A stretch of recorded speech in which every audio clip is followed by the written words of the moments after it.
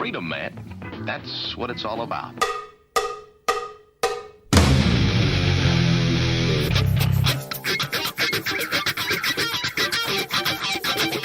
You've got to groove on freedom, like the good book says.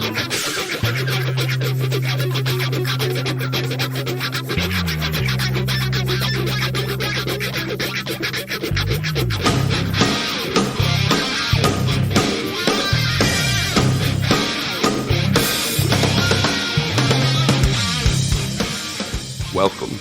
You are listening to What on Earth is Happening. This show will discuss the topics of human consciousness, mind control, natural law, the occult, and all issues that affect the freedom of the people of Earth. What on Earth is Happening will endeavor to shine light upon the darkness of our world and to offer empowering solutions to the problems we face as humanity approaches its critical moment of choice. And now, here is your host, Mark Passio.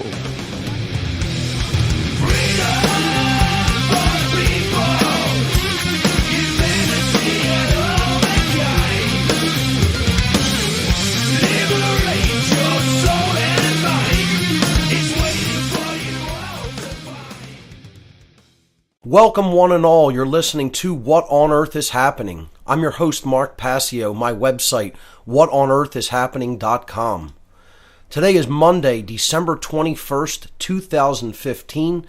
It's the winter solstice today, the first day of winter.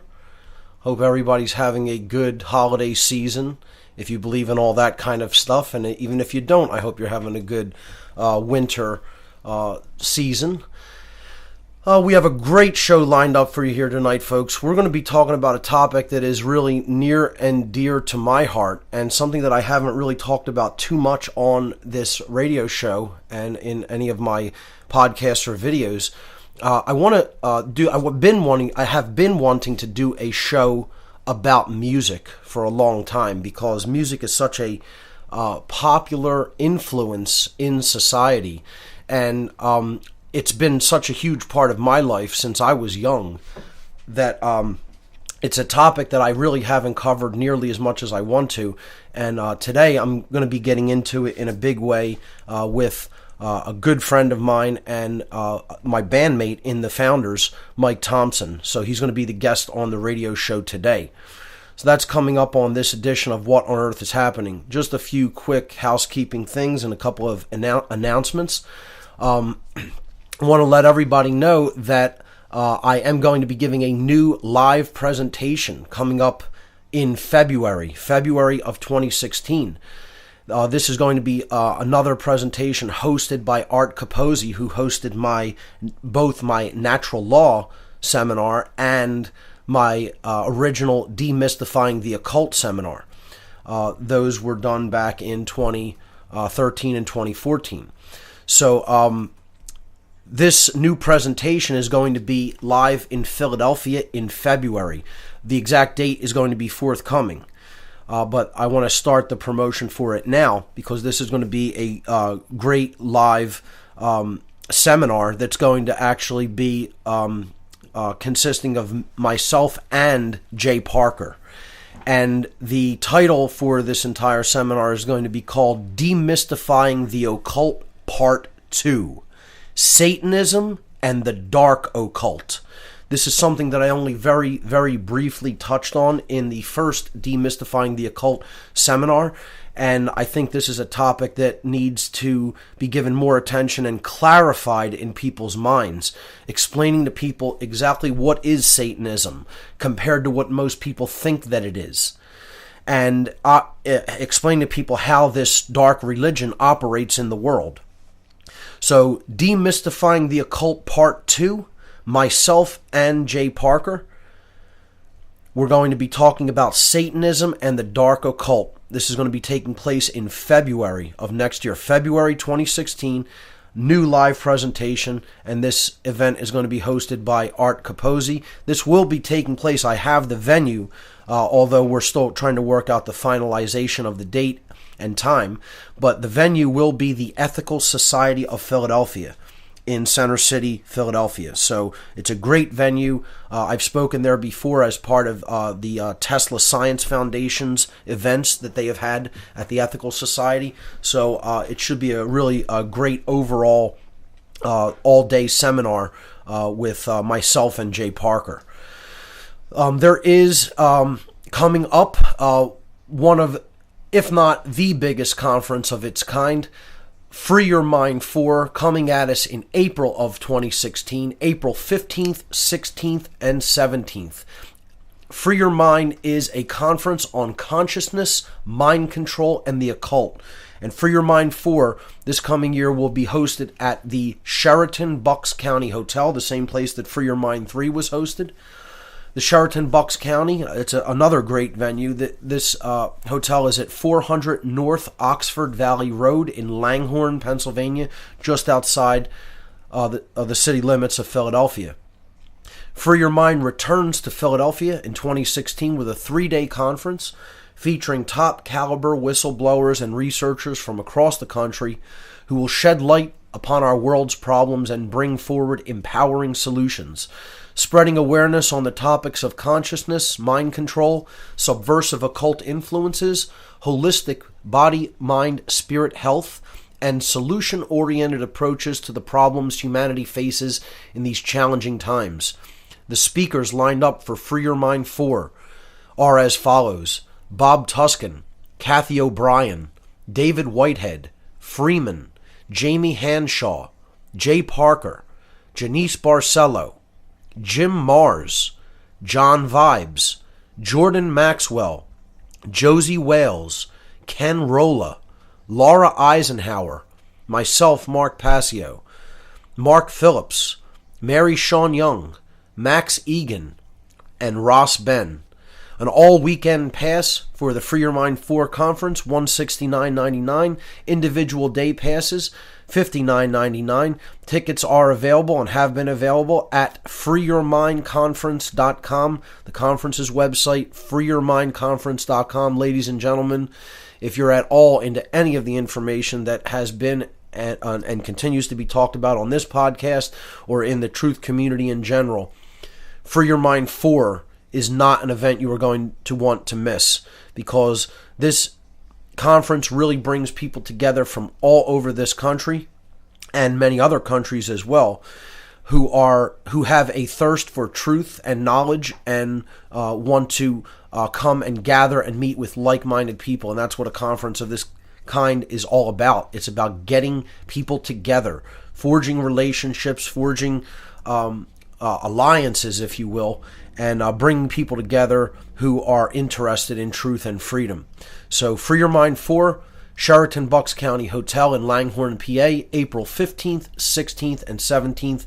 Don't miss it. The conference website, once again, freeyourmindconference.com.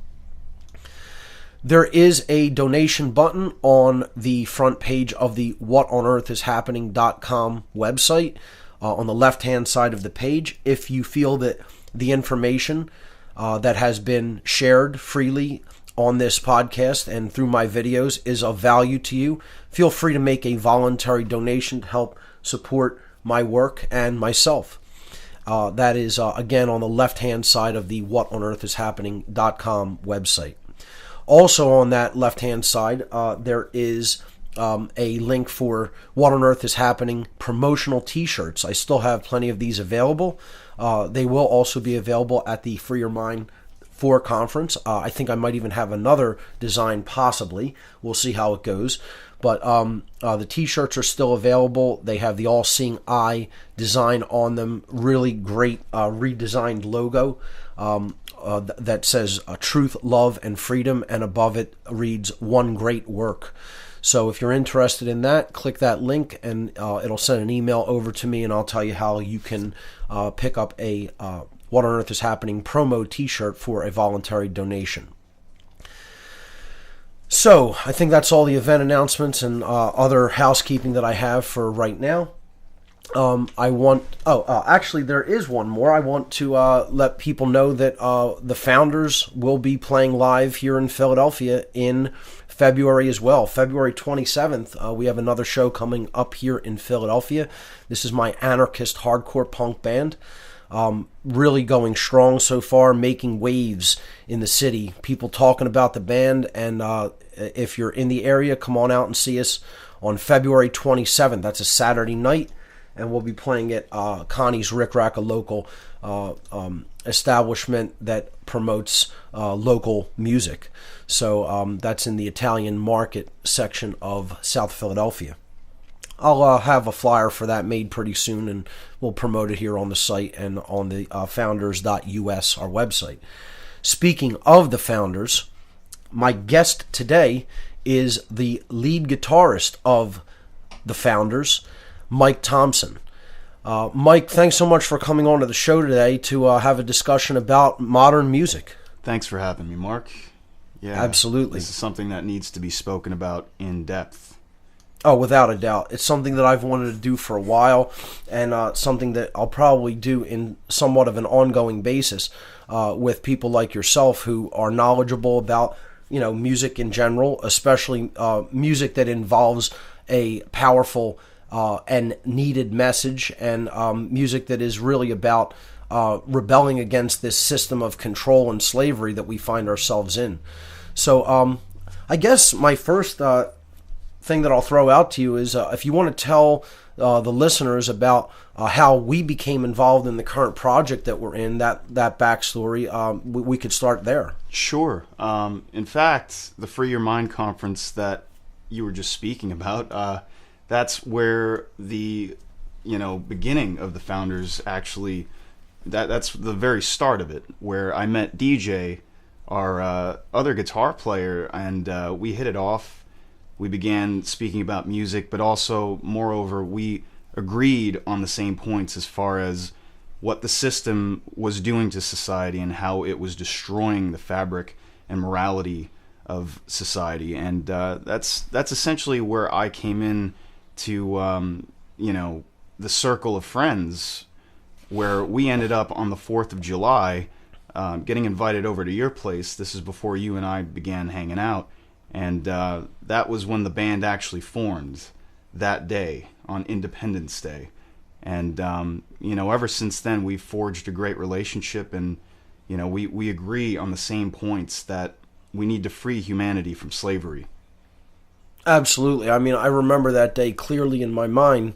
We were having a cookout out in my backyard for 4th of July, and you came over with DJ, and you guys were asking me about the project that I was trying to get started musically, and I was telling you how poorly it was going because some other people that I had involved, weren't really dedicated to it, and it was kind of falling apart. And I felt like this isn't something that I'm going to be able to take live or anything like that. And you said, well, what kind of music is it? And I was telling you it was hardcore punk, and you're like, well, I play guitar, and I love that kind of music, so. It was kind of like, I was showing you the prototype of the logo that I was trying to work out with the artist at the time. And, kind of everything just kind of like synchronistically gelled. It synchronistically blended. Absolutely. And then DJ was talking about that he plays guitar, and, he would want to be involved in a project that talks about topics such as this.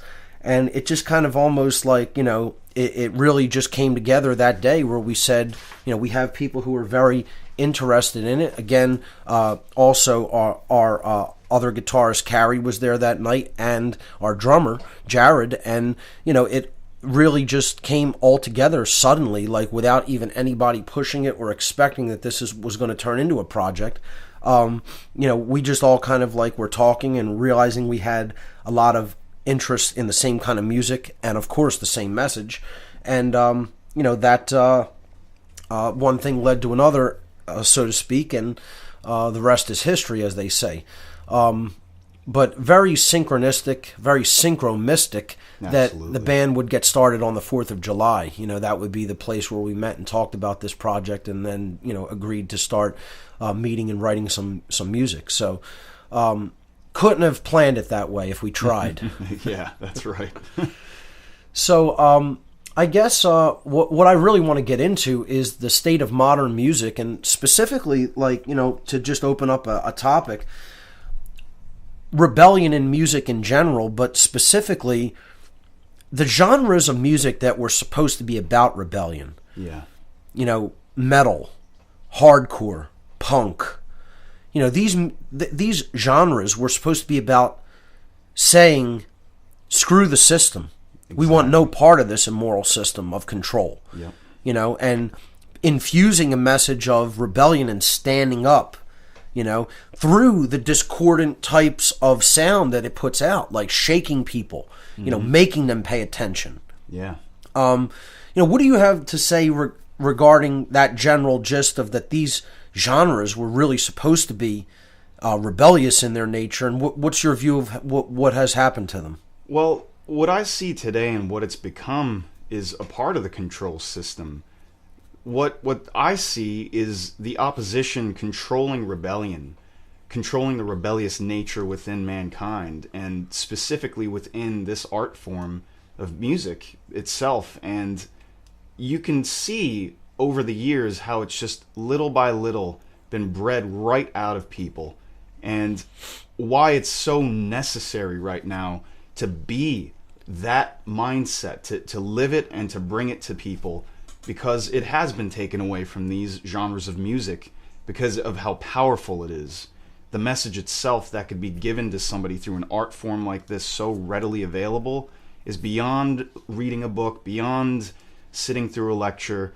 It's far more condensed and straight to the point. And, I see why they're doing it and what's happening within these genres of music and the lack of rebellion that's taking place within that. And that's why we're doing what we're doing. It's so much, with music as an art form in general, so much can be said so quickly, with so few words. Whereas explaining a concept, for example, in a lecture or presentation, it often has to be elaborated upon. But because you're giving things in a structured, organized way that's has a sound accompaniment, and it has a mathematical nature when it comes to music, you're structuring words in a way that they have to be efficient and they have to convey the message quickly.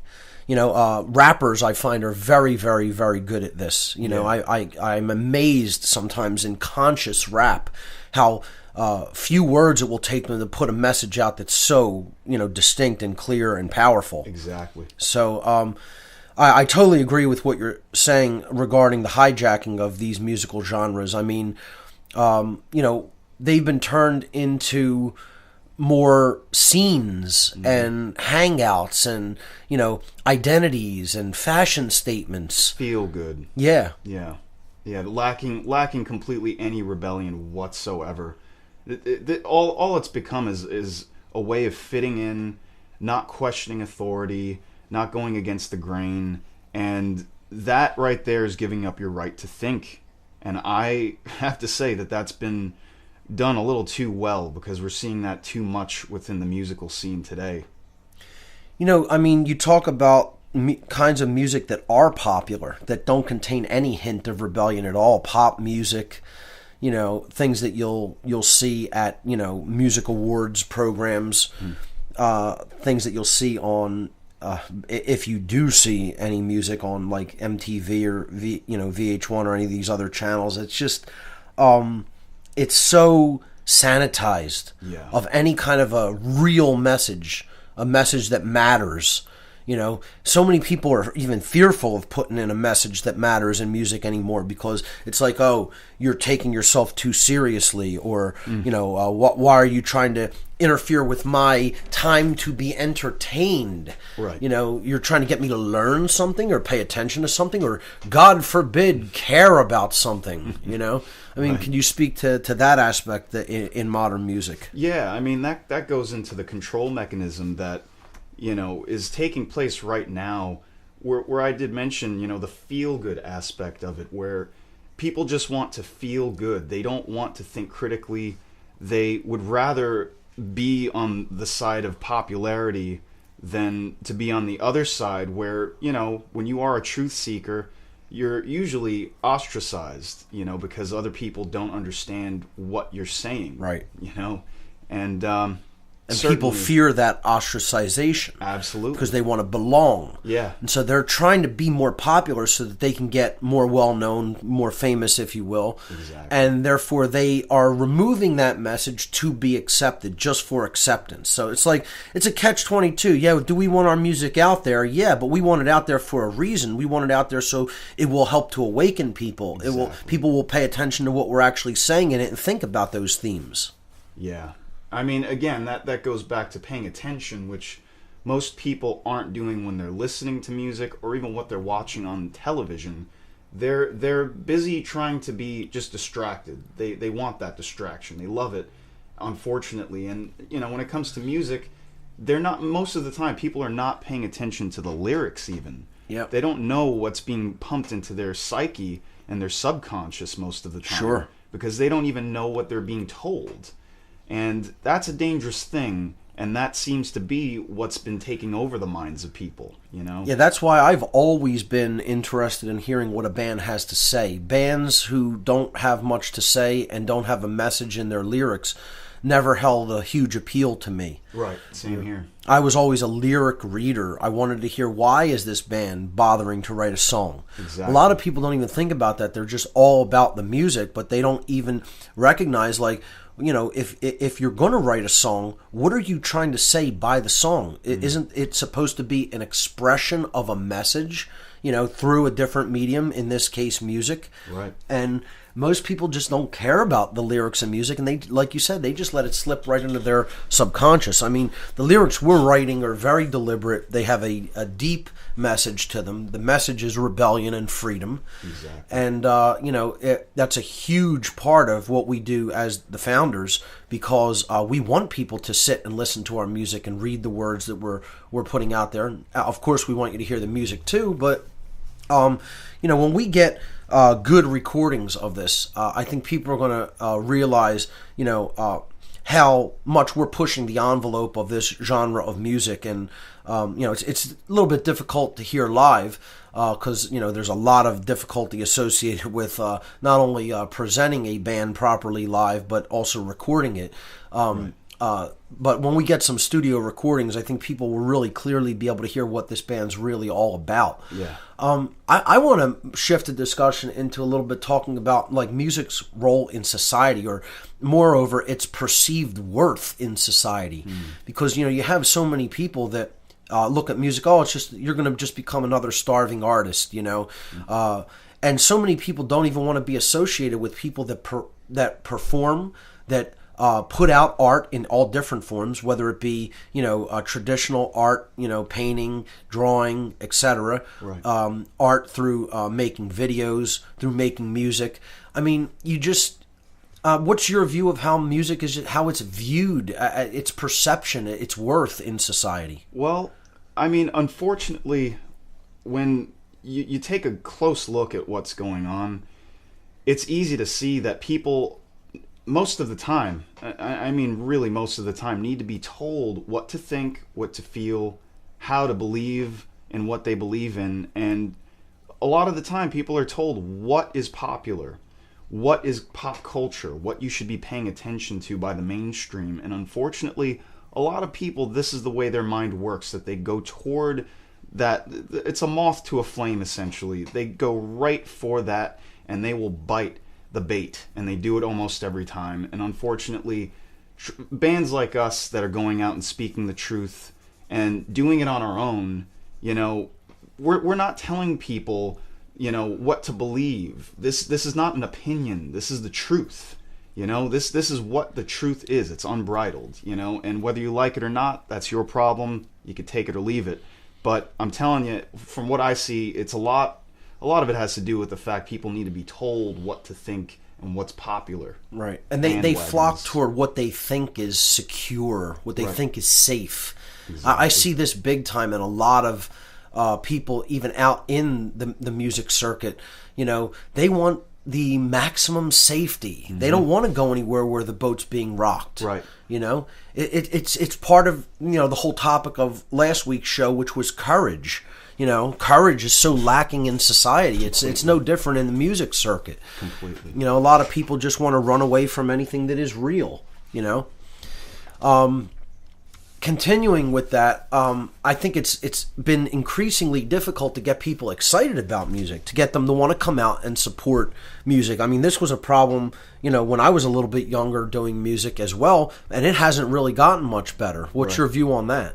Well, yeah. I mean, people tend to say that with technology that we've allowed ourselves to gain convenience, when I don't see that. I mean, in certain respects, yes, but people also will say that, and this is just a blanket statement, I mean, that it brings us closer together when it doesn't. I mean, in fact, it's brought us further apart, where people would rather just watch online or they're not willing to go out and support something in person, because they're taking a gamble on their satanic mindset of what I can do for myself, what's going to benefit me. And if I go out and I don't enjoy myself, and God forbid, but can't take a chance. Yeah.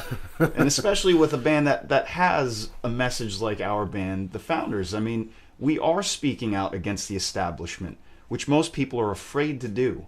As a matter of fact, when you even mention that that's what you're about, you see the fear come over people's minds, come over their facial expressions, all of it, their body language. Yeah. It's like, oh, you're going to talk about that now. You know? Oh, where can I run to? Yeah. Because they're cowards. I mean, that's what it really comes down to.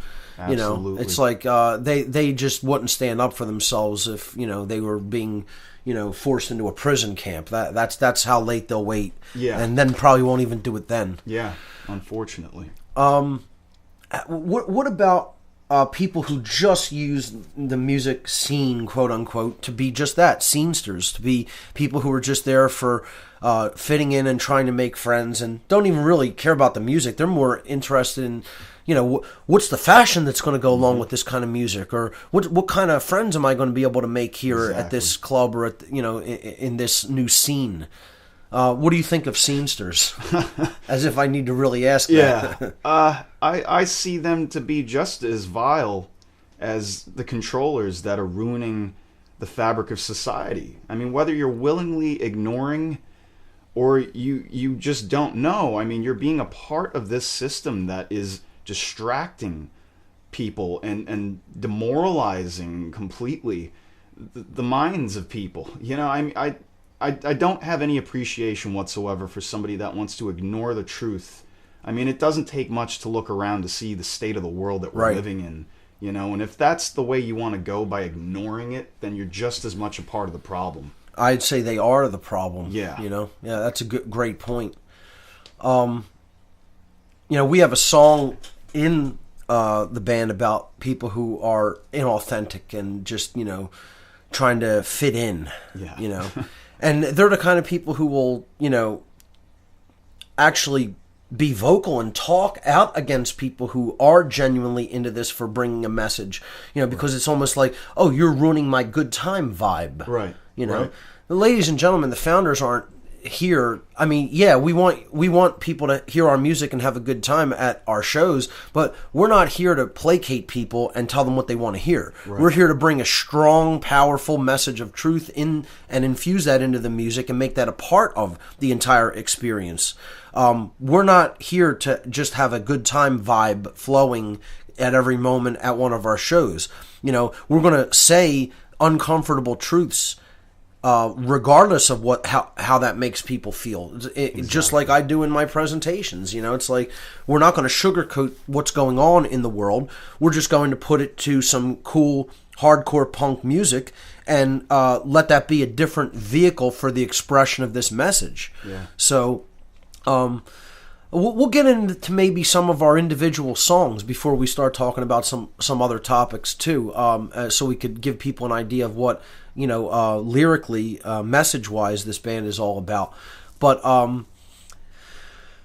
essentially, I didn't really talk about your background at all. Maybe we could start there. How long have you been playing guitar? What are some of your influences musically? Tell us a little bit about yourself, and then we can get into what we're doing with the Founders as far as our message goes. Sure. Well, I'm a lover of music from a very, very young age, and I always found the expression of anything artistic through sound and vision to be a very powerful vehicle, you know, for anything. And at a young age, I fell in love with rock and roll and punk rock, and you know, saw bands like the Ramones and you know, Jimi Hendrix, and saw that, and I said, that's what I want to do. You know, I want to get up there and do that.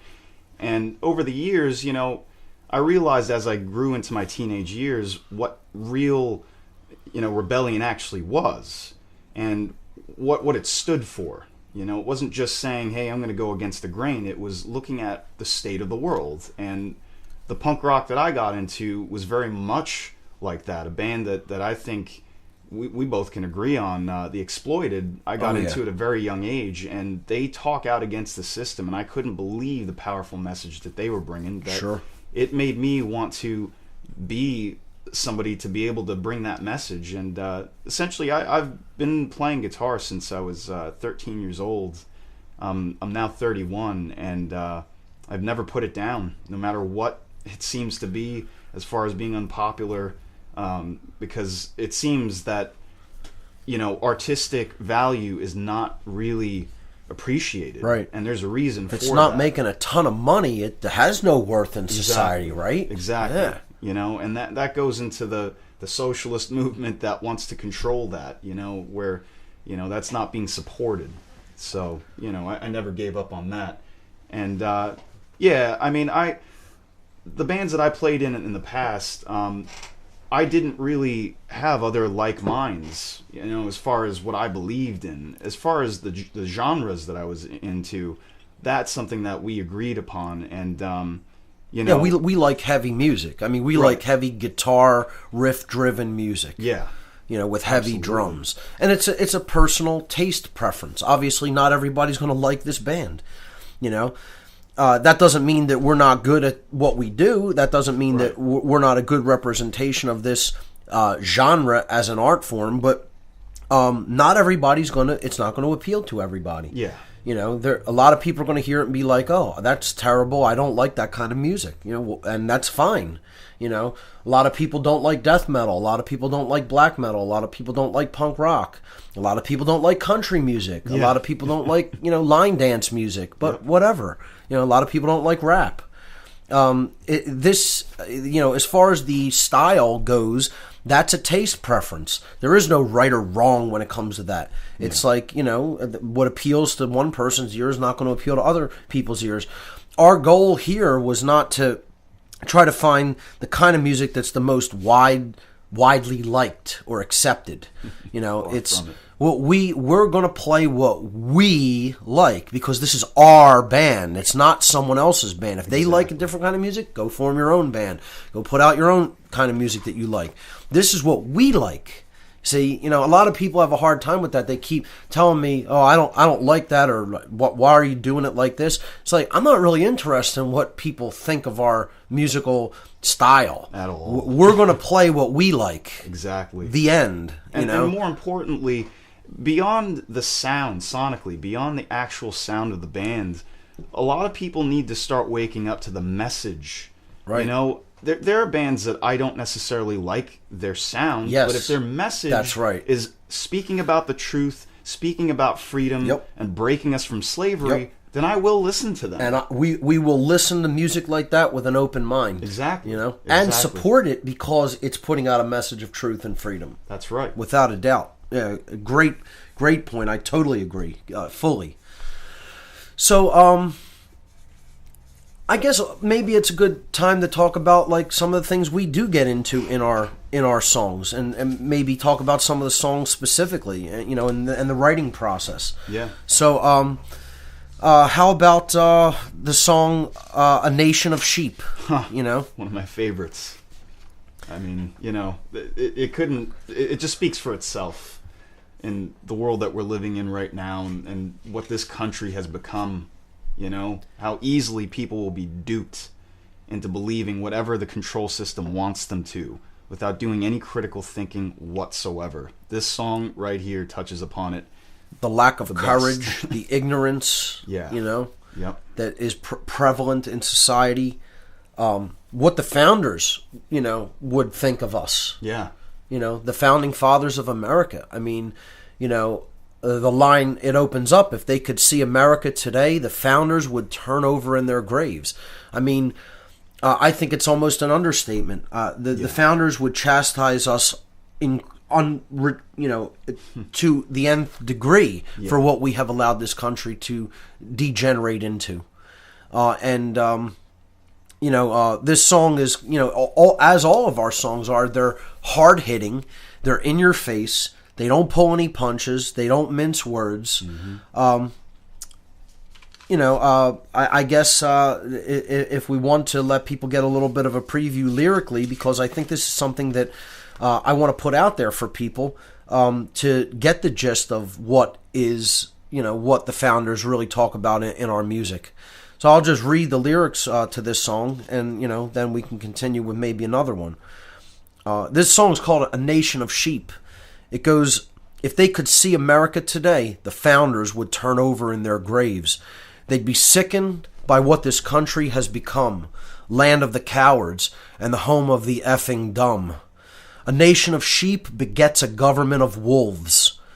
Police state rising, a population of slaves. Fluoride in the water and the television rotting their brains. Ignorance, apathy, corruption everywhere you turn. History repeating cause these MFers don't want to learn. A nation of sheep begets a government of wolves. Fascists, neocons, and their corporate dupes. Marxists, communists, and their socialist tools. Liberals and conservatives, all brainwashed fools, while the people fall prey to totalitarian rule. If they could see America today, the founders would turn over in their graves. The people in denial of truth they don't want to see. Submissive cattle who still believe they're free. A nation of sheep begets a government of wolves. I mean, that's the overarching message of what this band is bringing to the table, and the way that we're saying it in this band. Yeah. Not sugar-coated, not trying to make it seem like it's something else that it's not. This is exactly what it is. This is what we stand for.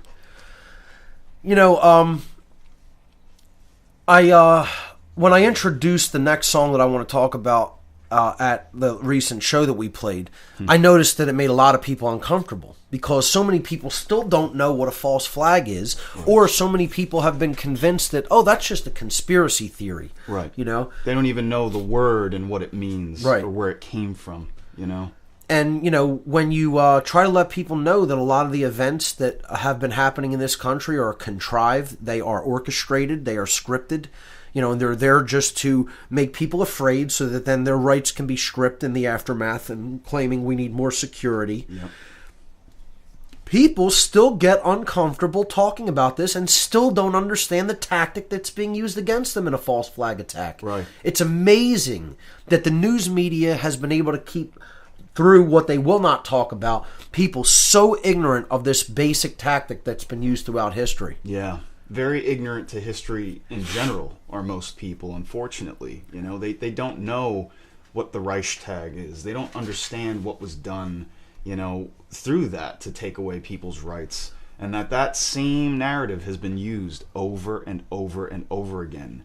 And this song in particular really gets right to the heart of that. And, it's one of my favorite songs, because this seems to be a perennial thing that they've been pulling, where it's just constant happening left and right. Every other week it seems like there's another false flag, and people don't seem to be waking up to it, because the media is something that they rely upon still, and think that they are going to actually tell them the truth. They don't know who owns the media. Boy, they hit us with so many false flags in 2015. I mean, we're at the end of the year, and I think this year had more than any other in history. Yeah. I mean, it really was almost like they were coming every week. Yeah. So as opposed to A Nation of Sheep, that song, the sound is very punk rock oriented. It's very hardcore punk sounding. Yeah. I would say the song Another False Flag, which is the song we're talking about, is our most hardcore song. Yeah. This one sounds more in the hardcore genre. Yeah, without a doubt. Yeah. So here's the lyrics, folks, for Another False Flag. How do you get the people to surrender their rights? Unleash an act of chaos that snuffs out a lot of lives. Blame it on an enemy. An easy lie to sell. Such an ancient tactic, but it works so goddamn well. 9/11, 7/7, Port Arthur, and Sandy Hook. The Boston bombing, Oklahoma City, WTC 93. It was another false flag. The times and places change, but the technique remains the same. Will the people see the truth and know where to place the blame? Order out of chaos, the most dangerous game.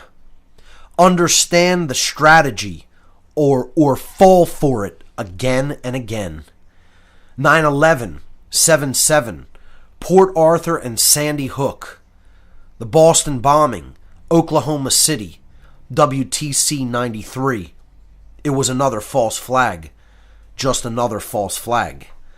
Give up your freedom and we'll keep you safe. Give up your rights and you'll be just fine.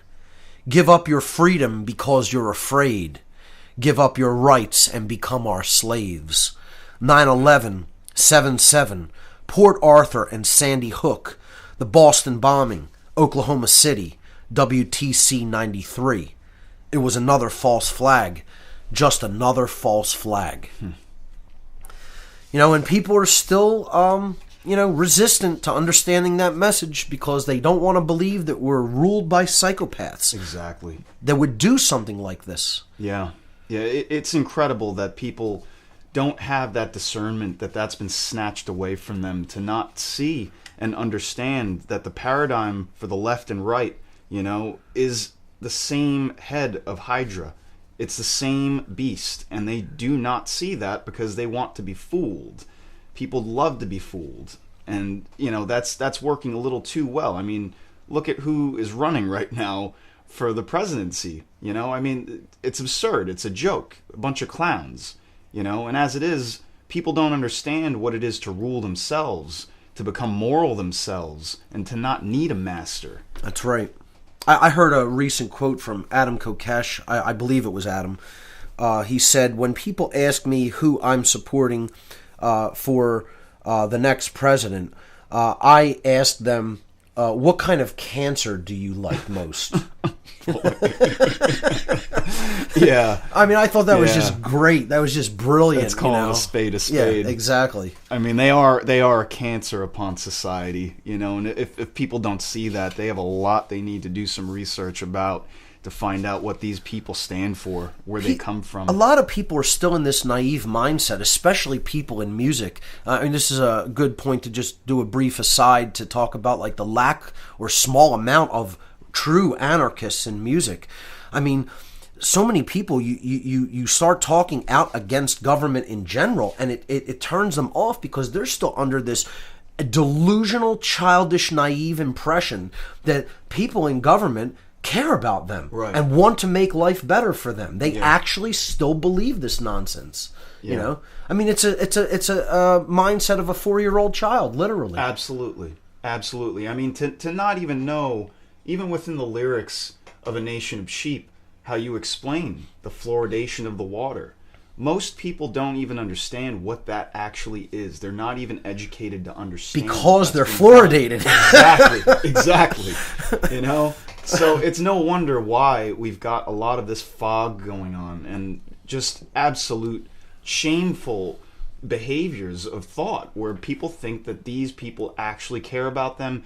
They're far gone and very lost. They ascribe their own moral sensibility to other people, which is a dangerous prospect. I've talked about that a lot on the show in the past. Just because you wouldn't take an action that is highly immoral doesn't mean someone else would not take that action. Exactly. You're not that person. You don't know what their mindset is like. To just ascribe your moral sensibilities to someone else is a dangerous proposition because you have to understand the kind of psychopaths we're dealing with in the world.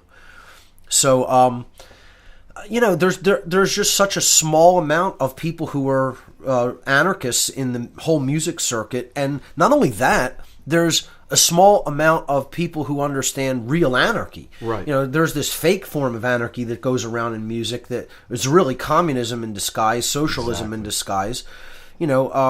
People have to understand anarchy means exactly what you just said. No masters, no rulers, no authority, and that's it. It stops there. Yeah. If you try to inject something else into that, then, you're usually bringing a system in place. And again, this form of music is supposed to be about saying, screw the system. We don't need a system of controls in place. We'll take a chance on chaos. That's what real anarchy is all about, shedding the fear of chaos. Yeah. Anarchy isn't chaos, but it involves that dynamic of refusing to give in to fear, and if chaos is a possibility, then so be it. I'd rather be free and chaotic than perfectly safe, orderly, and totally enslaved. I believe Thomas Jefferson said, I prefer dangerous freedom. And that's something that right. I know for a fact, this band and as friends, what we stand for. That's right. I prefer to live in dangerous That's freedom. Right. Without a doubt. I don't want to be duped and lied to and, be kissed with a lie. I'm sick and tired of seeing people wanting to have that be their reality, and, they are a part of the problem. Yeah. That fear that they give into and perpetuate is definitely the problem.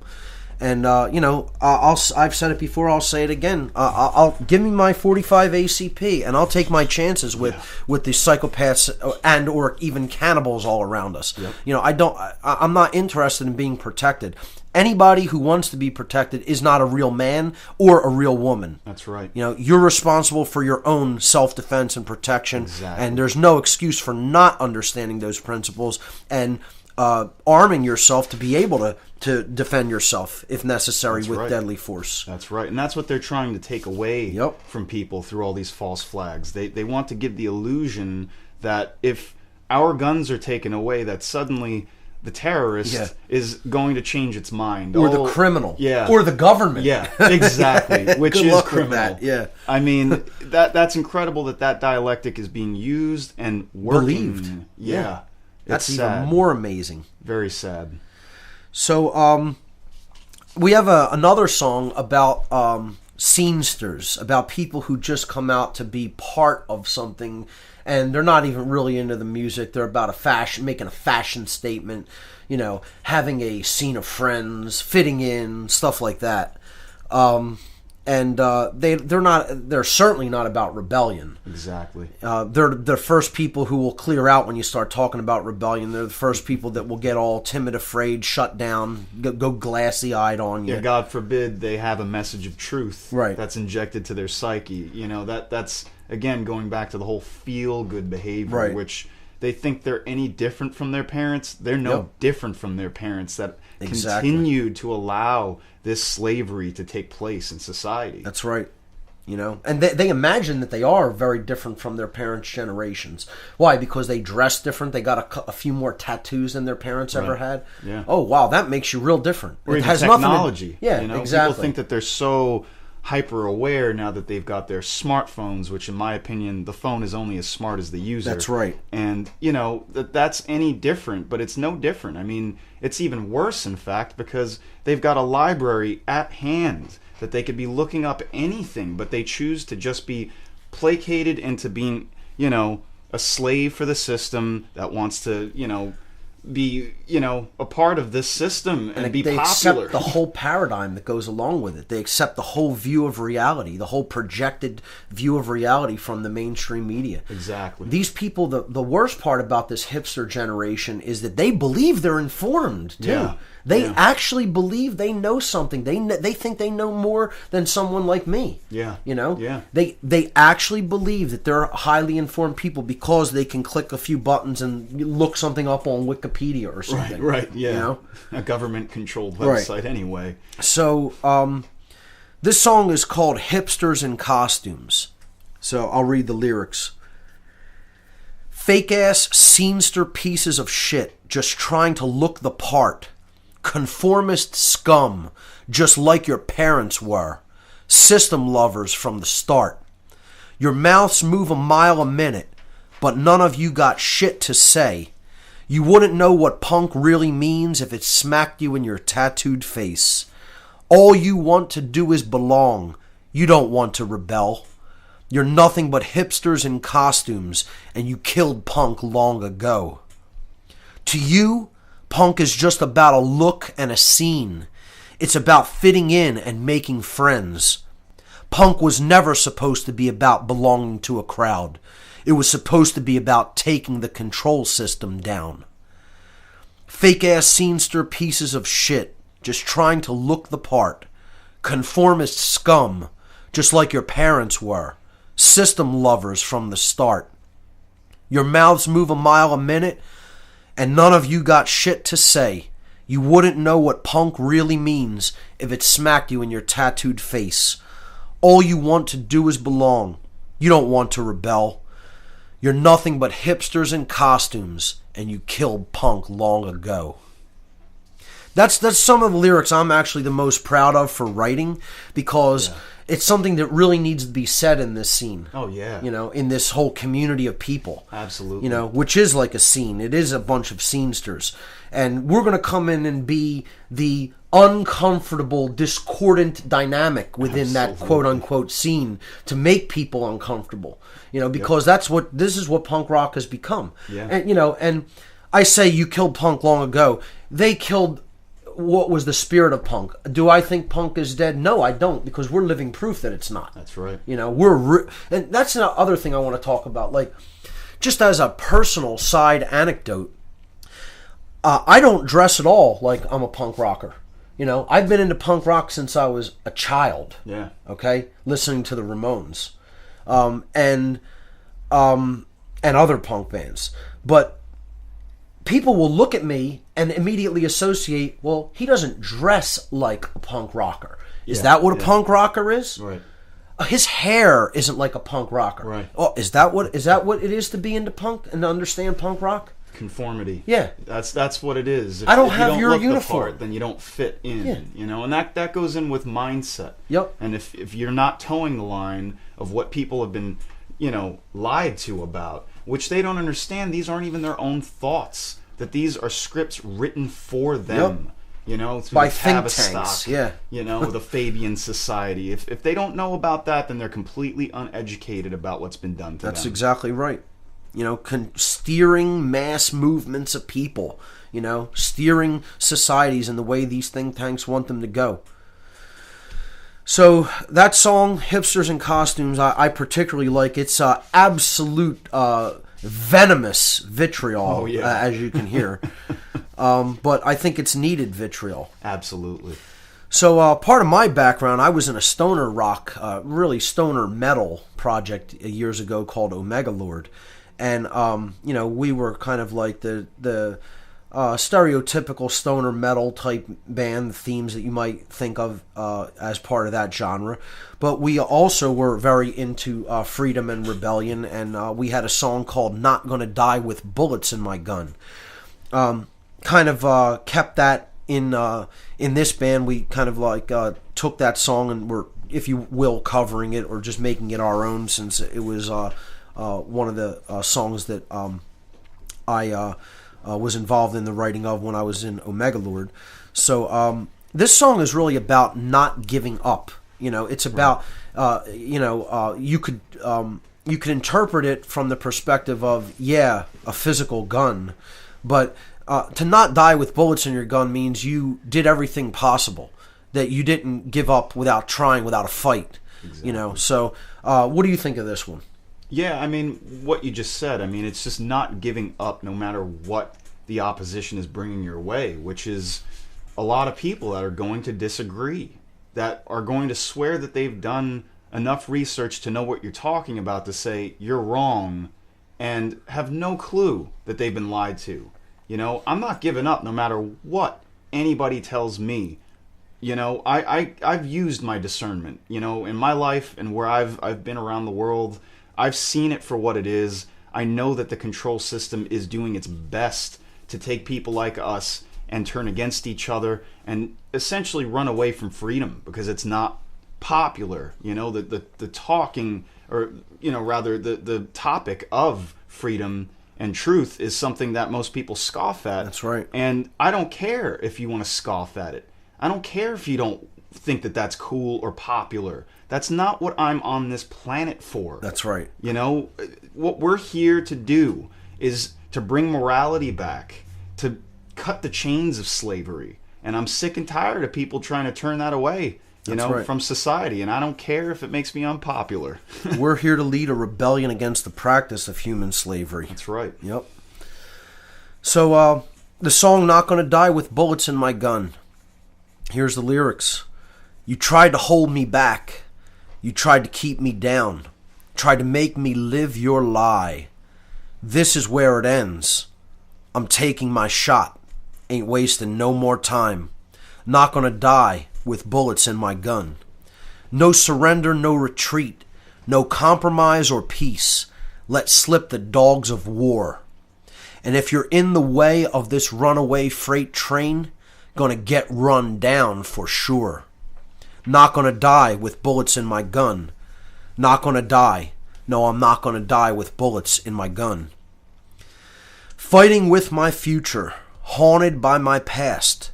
Sure as hell wasn't the first, so F it all, 'cause I won't be the last. And if I have to go now, let it just be so. But I'm gonna take as many with me as I can. May not win the battle, may not even win the war, but I'm shooting all my rounds. Not gonna die with bullets in my gun. Not gonna die, no, I'm not gonna die. Not gonna die, no, I'm not gonna die with bullets in my gun. Phenomenal. Yeah. Yeah. That really does get to the heart of what we stand for. Never give up. That's right. Persistence. Yep. The universe will reward courage and persistence. Exactly. So one of our more popular songs, especially sound-wise, just to go back quickly to Not Gonna Die, I'd say that's our most metal-sounding song. That's definitely got an element of Motorhead style, metalish, punkish metal in it. I'd say that's definitely our most metal song that we have, if you want to consider any part of what we do, quote, metal. Right. I tend to really look at us as a straightforward hardcore punk band, but there's definitely elements of several genres in our music, you know. Yeah, so, certainly a lot of undertones, yep. From all of our outside influences, definitely, but culminated into one which I think is very unique in this genre of music. So we'll just do a few more songs to talk about, just to give people an idea of what this band's all about. We'll do Three Percenters. Again, this is probably one of our more popular songs sound-wise.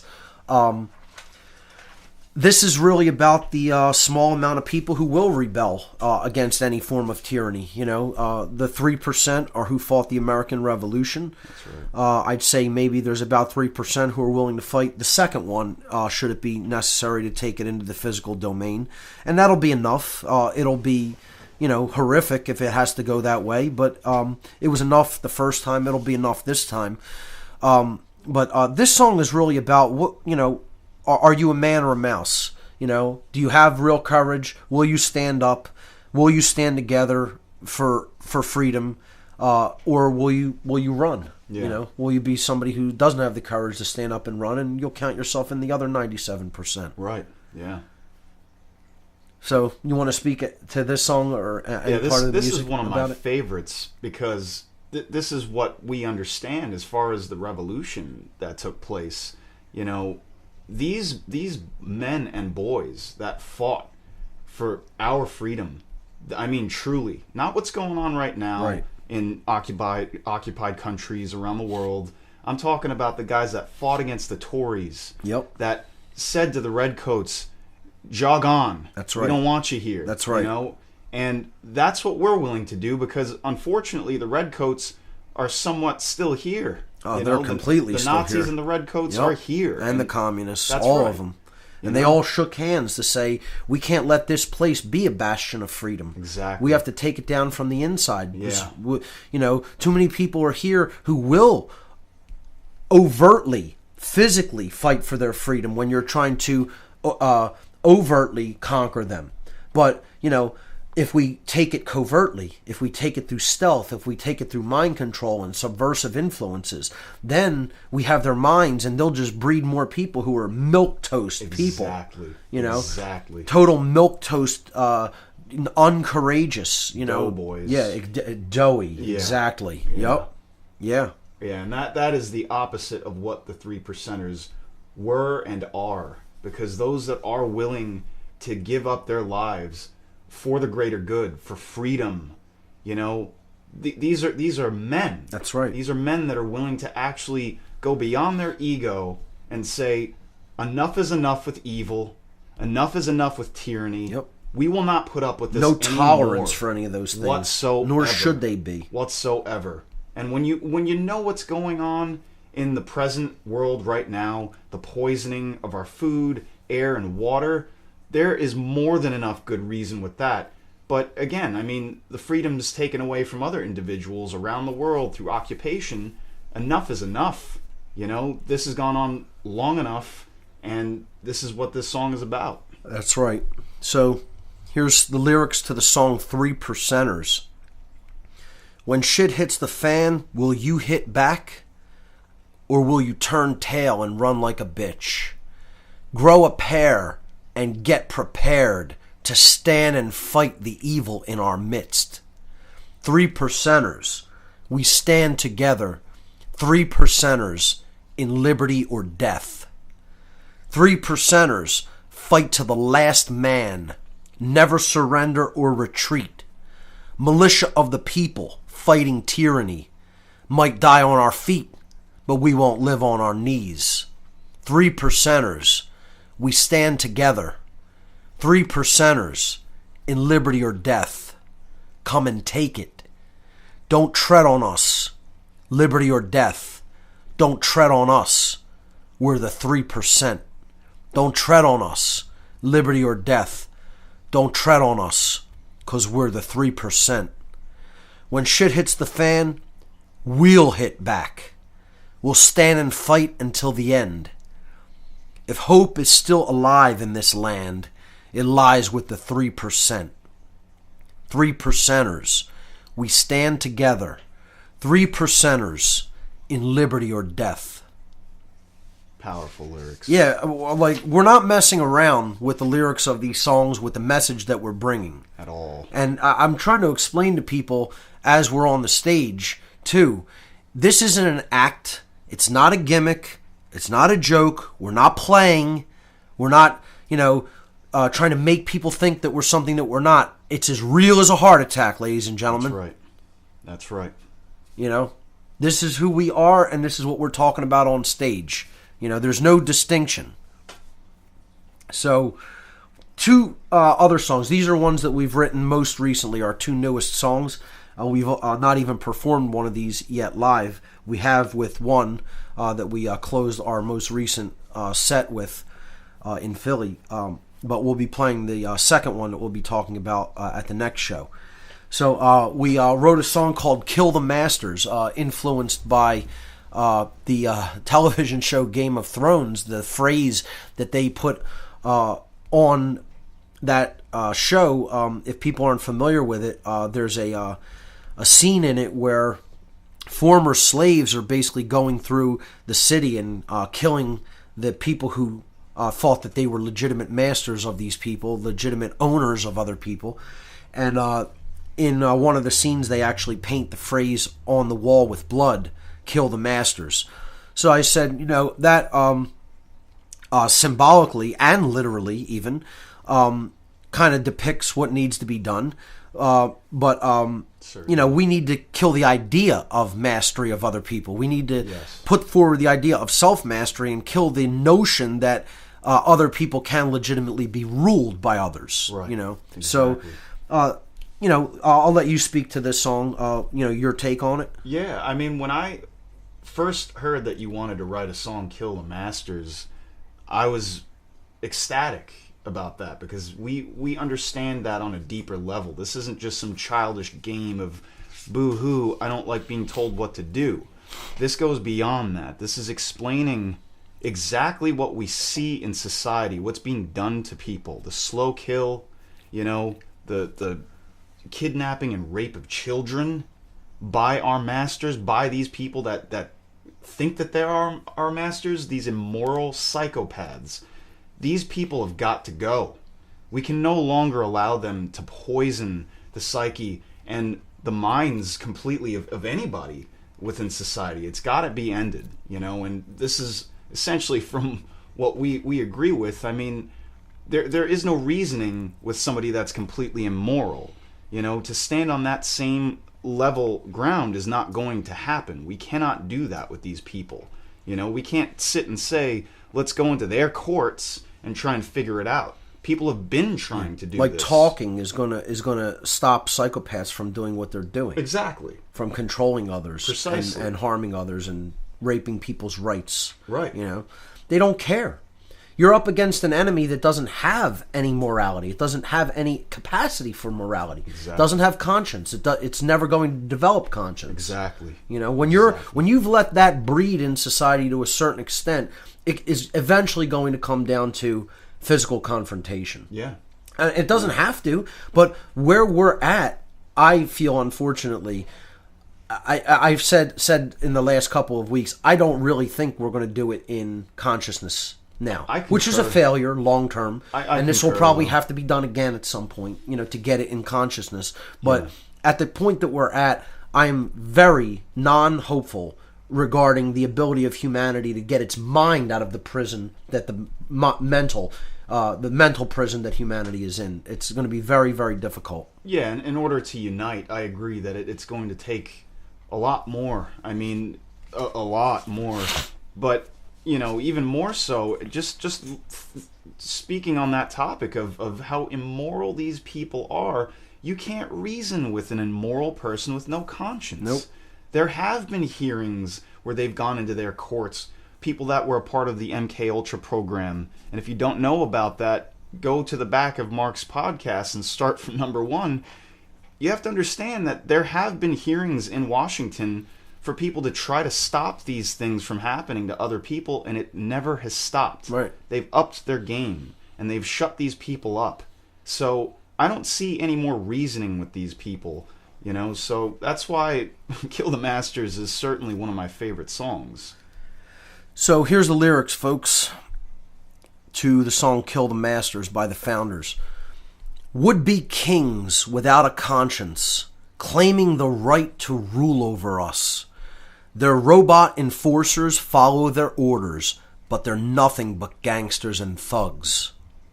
When ignorance reigns, this is the way that history always replays. Freedom destroyed. We hope you enjoy the new world order of slavery. Break out of their mind control. Embrace reality. We're going to make you see that there's no authority. Their system is illegitimate, and we are not their slaves. So kill the masters and break your chains. Power-hungry psychopaths raping liberty day by day. Every time they speak, they lie to you, so don't believe a word they say. The so-called leaders of this world are corrupt and illegit. They're rotten to the core.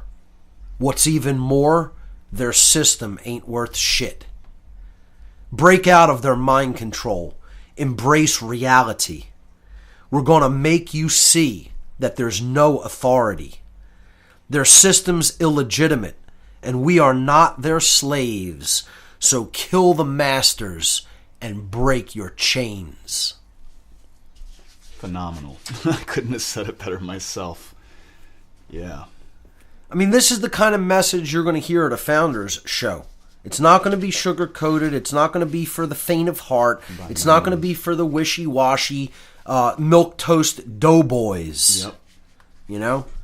I know that's the new trend. I know that's the new thing that's considered attractive in society. Right. You know? Yeah. A dude who has no bass in his voice and looks like a woman. Yep. You know? Yeah, the but, androgyny. You know, right. It's absurd. But even worse, though, is satanic agenda. going Androgyny. along with a system that's gotten the minds And something that Hitler said, this is a direct quote from him, saying, "Where the women go, the men and children follow." That's right. And what we see today is a bunch of doughy, I can't even call them men. I mean, yeah, they're we need a far new from term. We need a new. I was talking with our other guitarist. I'm sorry, our bass player John about this, and we were saying we need a new term for the inauthentic woman and the inauthentic man. Yeah. Because we're degrading the word man and woman, which are sacred words. Absolutely. By even referring to these people as men or women, which they most certainly are not. In no way, shape, or form, And it's working, unfortunately, within society, and you see it with these so-called men, that they'll do anything to get the attention of a woman, even if it means just being ignorant, going along with everything, and it's happening rampantly. Yep. Just for the sake of popularity and to not be ostracized. Yeah, exactly. God forbid. Exactly. That person might, their whole scene of people might not want to hang out with me, or might marginalize me somehow. Like that's important. Like what some moron who has no idea about what's going on in the world thinks of me is important. Right. Yeah. It's absurd. Some know-nothing. It's absurd. We need new terms for people like this. We like a man golem or a man bot or a fem golem or a fembot. Yeah. Something to that effect. We can't call them men and women anymore because it's a degradation of the term. But we need to come up with some kind of a term for the garbage element of society that loves the slavery system. The man golem and the femme golem. Yeah. Last one we'll do, and then I want to talk about bands we like and some influences that we've had throughout our musical careers. Bands that are doing it right. Bands that are rebelling against the system and talking about similar things that we're talking about. Also, I want to talk about fake forms of rebellion in music. That's important for people to understand. How they're putting out this with this kind of a message or so-called angst, but it's just a distraction against what's really going on. Yeah. So, last song I want to touch on is the newest song. We just finished writing this at the last rehearsal session. It's called "Stand and Fight," and that's the tagline of the NRA as well, folks. Is "Stand and Fight." I actually, didn't like the NRA in the past because I thought they were too soft on a lot of gun control legislation. But they've really been going after a lot of states that have been implementing unconstitutional anti-Second Amendment gun laws. They've been using those dues to really fight these people. So I think they've gotten a little bit more hardcore in recent years. There are people who will disagree with that, but and I like other gun lobby groups, like Jews for the Preservation of Firearms Ownership, Gun Owners of America, etc. Mm-hmm. But I am an NRA member. I actually subscribe to that and pay dues to keep my membership because they're doing decent things with that. They're promoting awareness of Second Amendment issues that are important in society, and Absolutely. I think they've amped up their rhetoric quite a bit as far as I see. Which is needed right now more than ever with all of these false flag attacks, these controlled Without a doubt. things that they keep throwing out there so they could try to take our guns away. They literally think, like Eric Holder, that psychopath, that lying piece of crap, saying we got to brainwash people To think about guns in a different way. in a different way. Yeah. So we could do this daily. And Openly talking about that they're just going to... Quoted by somebody saying this on Brainwash television, and look at what they're doing. They're doing it in plain sight. Yep. And, there's no other reason why they shouldn't be ramping up the NRA and, putting out what they believe in. It needs to be done. And Without that's why a doubt. we're doing what we're doing. That's right. Stand and fight, moreover, is really about standing your ground, not giving in, not going quietly, pushing back, because the people who are doing this have no right to do it. So here's the lyrics: stand and fight. By the way, this is a tagline on our badge or button that we bring to our shows and give away for free to people. It's a tagline on the back of the shirts that the Founders just recently pressed. We do have T-shirts available. You can get them at our shows. Going to be going into the studio and recording a demo very shortly. Maybe even, an EP type of thing. Yeah. But here's the lyrics to Stand and Fight.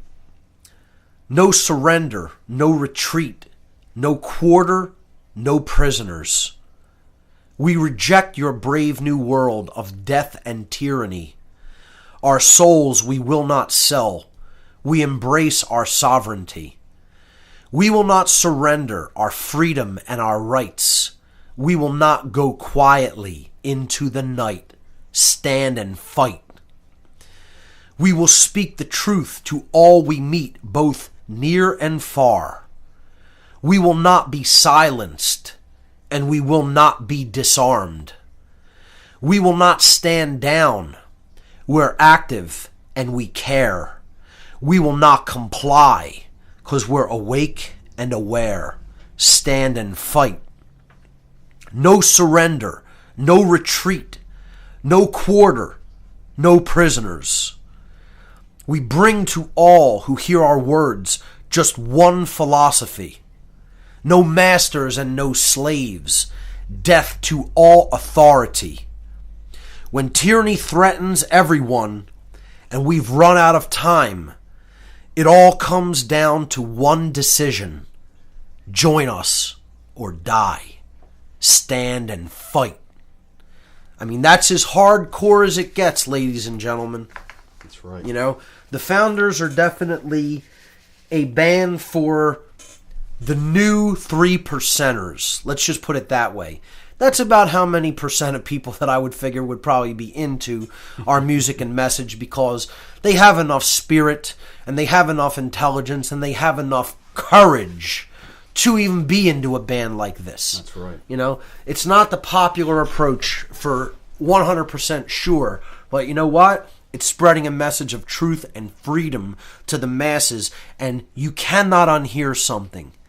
You can reject it, but you heard it. Yeah. And you cannot unhear a message of truth. So, Mike, what I really want to get into next is bands you like. Like, who do you think's doing it right? Who do you think's putting good stuff out there? There are definitely some great bands that are bringing the message of truth out there and doing it in a way that is very unique. A few bands that I have to say on the top of my list, and I think you'll agree with this, I did mention before, The Exploited. One of my favorite bands, personally. Yeah, same here. And in fact, that was the first band as friends and as a band together that we all saw together. That's right. And we actually went and saw them when they came to the U.S. for the first time in about 15 or so years, a couple months back during the summer. Powerful. Very powerful. Great show. And, they are true anarchists. And they come from Scotland. Right. And the oppression that they have had to put up with, there's Sure. an absolute real reason why they believe in what they believe in. It's not just for this look and fashion. They believe in anti-authority, taking a chance on chaos. Right. And, taking it to the next level rather than saying there's something wrong with this picture, actually saying what needs to be done. Here's the solution. And, they're one of those bands. Another band that I've been listening to for many years that's one of my favorite bands is Killing Joke. Right. And great band. They've been doing it since the get-go. I mean, since '84. Talking about real issues and a lot of hidden occulted elements of society. Exactly. And doing it in a way that it's tangible. It's tangible for anybody, but you could feel what it is that they're talking about. I mean, they're speaking about Bohemian Grove, MK Ultra, Tavistock Institute, ending the Fed, right? calling out Bono. I mean, that right there. Oh, has he gotten the groom of the stool position yet? Yeah, right? Apparently, he's hot for that, you know. Oh, boy. You know, anybody that's talking out against a fake guy like that, I respect them wholeheartedly, you know. And yet he'll fill whole arenas of people, you know, who love popular stuff. Yeah. Again, and there's an example where musically, I don't have a problem with what a band like that is doing, but look at what he's involved in. Yeah, you know, exactly. So why would I support that? And you know whose ass he's kissing. You know, look at the people he's mingling with. You know, take a look at that, and it will give you a very honest perspective of what he's more about. like wiping them. Exactly, exactly. You know.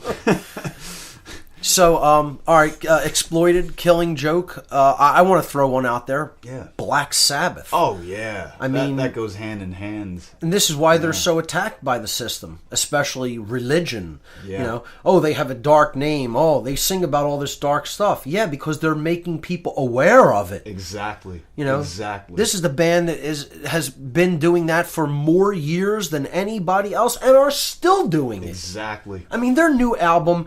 The way I saw their new album, it is like saying to all the little boys out there, hey, boys, let us show you how it's actually done. Yeah. You know? Because you've been copying us ad infinitum, trying to sound like us, and let us show you the real deal and how it's really done. And it just like makes a mockery of all the Sabbath imitations in stoner rock, etc. Down crap that's out and it's there. all generic too. It's like, you know, stoner rock. When I was playing stoner metal 12, 13 years ago, nobody was into it. It wasn't hip. It wasn't cool. Right. You know, now all of a sudden it's the big thing, especially in somehow East Coast cities. Yeah. This has become the big thing. Yeah. You know, and it's like every band sounds exactly identical to each other. That's you right. go out on any given night, see a stoner rock lineup, and it's like rehashed riffs. Yeah. That there's no real originality to it. It's just like, you know, it's just to be cool and to follow the trend. Yeah. You know, first of all, you're about 13 years late on that, guys. Yeah. Hate to break that news to you. You know. But even worse, you missed the wave. Sorry. Looking at a band like Black Sabbath, you know, these youngins that have listened to them, they heard a song like Sweet Leaf, and they didn't even listen to the message. Right. They just said, oh, they like to smoke weed. Right. We are going to do the same thing, and we're not even going to listen to the message. You know, so they're just spreading nothing but ignorance, these kids. So, yeah, I mean, they are showing these youngins how it's done. And, right. You know, it's great. These guys are in their older age, and they're pushing hard, so it's good to see, man. I mean, the songs Sabbath have put out, War Pigs, you know, Electric Funeral. Yep. A lot of songs off Master of Reality. How about Children of the Grave? Yeah. Oh, my goodness. Yeah. After Incredible. Forever, about religion and Exactly. religious views or even anti-religious views. Yep. And on the new album, Zeitgeist, I mean, right. A very eclectic song like that with a message, you know? Another band I've always been into that I feel did take a lot of influence from Black Sabbath but took it to a whole new level is Cathedral. Oh, Cathedral is one of my favorite bands of all time. Always talking about breaking down the control system, breaking mind control. Exactly. You know, first of all, that's the intro music of this show is a Cathedral song. Yep. These guys are from the UK. Lee Dorian, who was the former singer of Napalm Death, started Cathedral, I believe, back in the early 90s, in 89 or 90. And it's just, these guys have been one of the strongest doom metal influences in the world, and they have a very powerful and relevant message. I mean, you know, talking about mind control, the song Satanicus Roboticus, you know, satanic robots is what this society's trying to breed. Mm-hmm. Just about every song off Caravan Beyond Redemption, the intro song comes from that album, Freedom. The song Revolution, you know, the song Iconoclast. Yeah. I mean, just listen to the words of that one. You know, that's from, I believe, the Seventh Coming. Just all their albums, one is heavier than the next, you know. Very powerful band. Go ahead, you throw one in. All right. I have to say, you know, out of recent times, a band that is doing it, or was doing it, they're not playing as much anymore. They'll do a show here and there, is System of a Down. Oh, sure. And, you know, these guys, their parents fled the Armenian genocide, something that most Americans and most of the world know nothing about. I did not even know that. Yeah, and it all had to do with gun control, folks. And this is what they're trying to do here. You think that's going to end up very well, then you got another thing coming. But, you know, they get into everything. I mean, they talk out against Hollywood. They talk out against the psychotic behaviors of this system. I mean, one of my favorite songs of theirs is the prison song, where it just blatantly is saying they're trying to build a prison for you and me, and how they've hiked up the rates of people going into prison, how we're used as nothing more than cattle for them to make money off of. They also have a song about chemtrails. Yeah. You know, I mean, they get into all of it, what's being done to us, and why it is important to stand up against it. The Founders are going to put out a song about chemtrails as well. It's one of the next songs we're going to write. It's called Sprayed Like Bugs. Yep. That's going to be coming up. System of a Down, definitely. Great band. How about in connection with Black Sabbath, of course, Dio? Oh, I mean, yeah. I call him the sage of heavy metal. Absolutely. You know? Absolutely. From everything that he did in Rainbow to, you know, the actual band Dio. I mean, The Gates of Babylon. Yeah, Kill the King. Yep. One of my favorites. I mean, he had not only a powerful stage presence, but the message in his lyrics were very, very beautifully written. Sure. So yeah, that's another one of my favorites right there. Let's see. One of my biggest influences, as far as persona goes in music, is Jim Morrison. Yeah. You know, the Doors, of course, became very popular, but Morrison was one of these people who really woke up to the control system. A lot of people, you know, have talked about his connection with his father in intelligence, Right. in naval intelligence. Exactly. Very quite possible why they possibly assassinated Morrison. The death definitely didn't make much sense. It was in a bathtub, of course. This harkens to the Killing of the King ritual. I've talked about this in another interview series.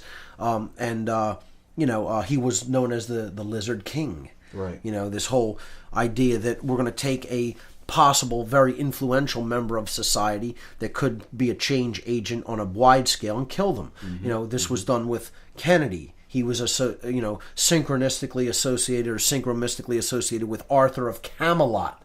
Hence, you know, he was president. So the Killing of the King. You had Michael Jackson, more likely than not ritualistically murdered, and you know, he was the king of pop. And you can go on and on. Elvis Presley, the king of rock. Yeah. You know, again, possibly ritualistically, you know, taken down from his position and murdered. You see how this is also done with females being built up to be destroyed, particularly in pop music. Yeah. Oh. So, Yeah. but the Doors were always a big musical influence for me, and of course Jim Morrison, who basically got on stage repeatedly during his career and told his own audience that they were a bunch of slaves, that they were a bunch of weaklings and soft people who were letting themselves be pushed around, and called them slaves to their faces. Yeah. Sometimes things like that really do need to be done and said. Yeah. Just straight out. It's like, what are you sugarcoating. allowing? Yeah. What are you allowing to happen to yourself and your society? Yeah. You know. Yeah. You want to throw another one out there? Yeah. I'd have to say they're not a favorite band of mine by any means. I do appreciate what they're doing, being in mainstream, because that's something that does take courage, because you could easily become very well unliked if that message gets brought across the wrong way. Muse, an English band, they have come straight out over the last 2 albums talking out against mind control, against war, and, you know, I mean, the latest album is called Drones, you know, and it's what it is. Yep. You know, so, you know, when I look at that band in particular, I feel bad sometimes because their audience is a large audience, and it doesn't seem like they're really getting it in their minds, because people don't read lyrics. They're not reading the lyrical content, which is so important. It's utterly important if you want to get the message of what a band is trying to bring across. I'm familiar with them, and I've liked some of their lyrics, definitely. Yeah. Oh, without a doubt. Without a doubt. It's, again, not really what I tend to prefer musically, but... Sure, yeah, and same for here. what they do, they're pretty good. Yeah, absolutely. Yeah, and you know, for what it's worth, you know, I'm sure there are some people that have gotten some sort of knowledge from this information that they put in there, and awoken to whatever's going on right now. Hopefully, you know, that's what I hope for what they've done. But, especially with a big audience like that. Yeah, a I'm large gonna audience. throw another couple out there. Yeah. Maybe a little bit more popular. Pink Floyd. I mean, oh you yeah, know, they talked out against mind control and indoctrination of the youth. Totally and completely. You know? Yeah. I mean, I attended Roger Waters doing The Wall. You know, the whole double album, and I felt like people didn't even understand what was being said. You know, they didn't even get what was being said. Yeah. About how dictatorships rise to power, and you know how people are conformists and they build walls of barriers of identity up for themselves. And it's just they don't really get it because they're not paying attention to what's being said. Yeah, you know, it's all just about hanging out and listening to the music and having a good time. You know, how about Megadeth? Megadeth is a band that puts it out there pretty plainly, big time. Yeah, big. Dave time. Mustaine is pretty awake. One of my favorite bands, certainly. You know, I mean, he's not afraid to say it how it is, and is an incredible musician. You know, somebody that you know came from a band like Metallica and continued on the way he did, but went even further. You know, nothing against Metallica, I like them as well. Their older stuff more. You know, but he went the extra mile by actually putting truth into his music beyond what Metallica was doing, in my opinion. You know, and he knows that it's a mind control agenda. How there's covert weapons used, subversive influence used. You know, so he injects that into it in addition to the political stuff. I think we just got to get him a little further to convert him to full anarchy. Yeah, exactly. But definitely a very good band performance-wise as well, Megadeth. I've seen them a couple of times and was never disappointed with their stage presence and performance. Like Great very, very, very tight Yeah. musical band, without a doubt. Absolutely. Just a couple more. Nuclear Assault, old school thrash band. Yeah, dude. Phenomenal. Yeah. Again, talking out about mind control. They have a song called Brainwashed. Yep. You know, telling people stop listening to these popular forms of media. They're just trying to tell you what to think. Mm-hmm. You know, they have other songs that are about, you know, thinking for yourself and not listening to other people's opinions. And you know, you know best what's best for you. Stop listening to society trying to make you conform to what they think is best for you. You know. Yep. I always loved their musical style too. Yeah, same here, man. Same here. So Havoc is a really good modern thrash band, very technical modern thrash band, real speed metal. Yeah. And they speak openly about all the subversive political agendas going on, you know, about you know, the need for rebellion in society.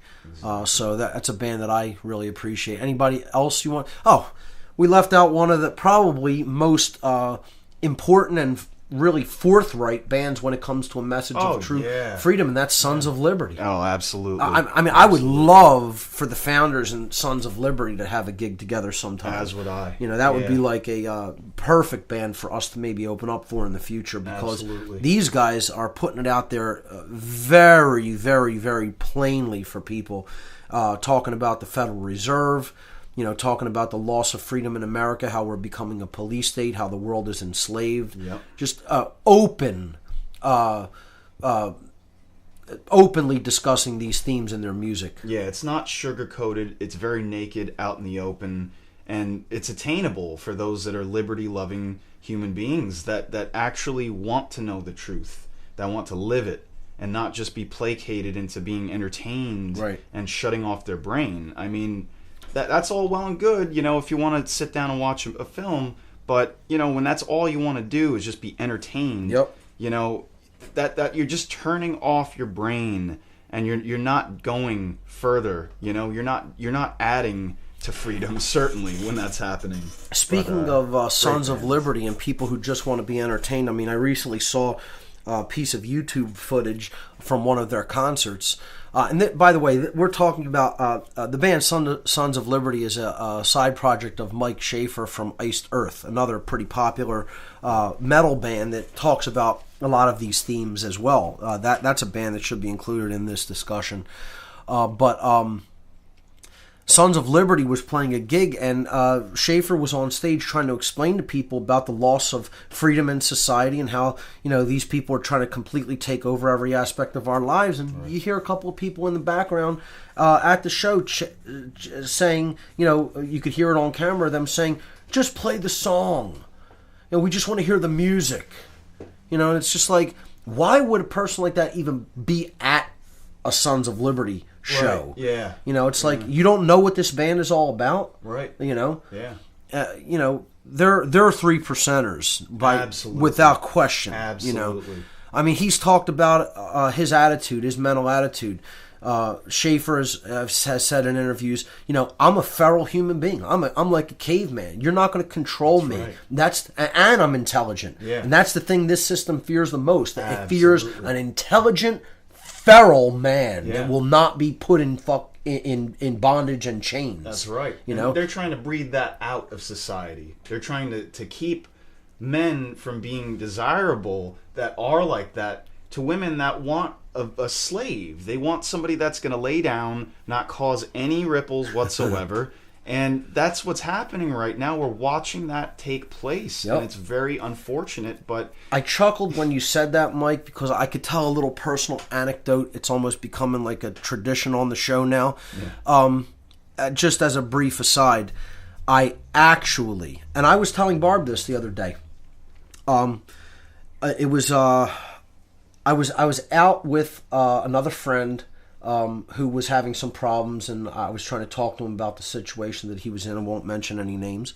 But I was at a pub, and there was a table of a few women sitting having drinks and food, and I was at the edge of, that area where that table was at the bar, and they were having a discussion. And I couldn't help but overhear some of the things that they were saying. But when they got into a discussion about their view of men, I have to just confess and admit I did start kind of deliberately eavesdropping a little bit. Okay, just to hear what was being said, what was coming out of their mouths. Right. And one woman actually turned to the other woman and said, I have to be honest. And she did not know I was listening or could hear, but I was definitely within earshot range, but my back was turned to her, and I was really trying to tune out the other noise and really listen to what she was saying. Right. And she said, what I really want in a man, what I want a man to be,